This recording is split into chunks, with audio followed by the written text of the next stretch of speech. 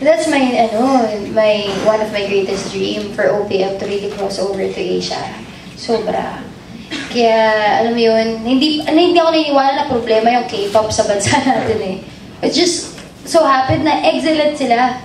Eh, tina-admire ko rin sila. Parang yung training pa lang. May mga nakikita akong video sa YouTube na grabe yung sayaw nila. Oh. Parang 20 times na yun ah. Sumasayaw pa rin.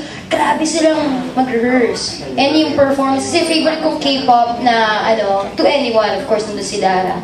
Nakita natin siya nag-umpisa and her evolution also parang wow, kung kaya niya yun, kaya natin yun. Nakita naman natin siya nung sobrang raw pa lang, nung parang talagang grabe yung mata niya na sobrang nakakatuwa yung innocence ng mata niya. So, basta hinahanda ako dati. Tapos ngayon, pag makita mo siya sa music video, boom! Yung swag niya parang, oh, nasa na siya?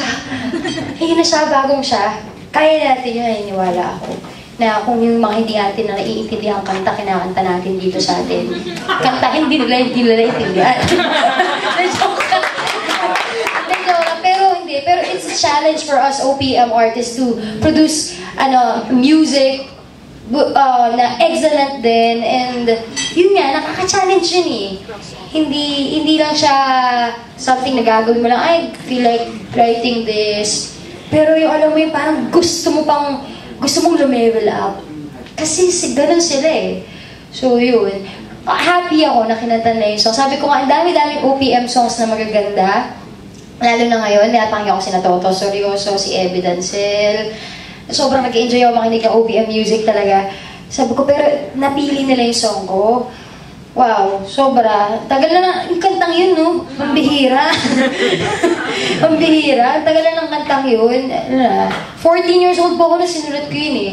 Kaya parang, wow, hindi ko ma-imagine. I'm really blessed. Nalaman mo lang ba yun nung after the concert or before the concert? Ano man After.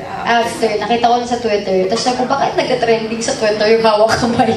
Ano yung EXO? Nag-research ako. Ay, ang pogi!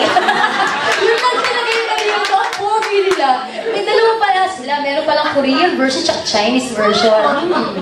Hello! Gusto ko sila. Ang cute-cute nila. Tingin ko bagay kami ng isa doon. Pero gusto ko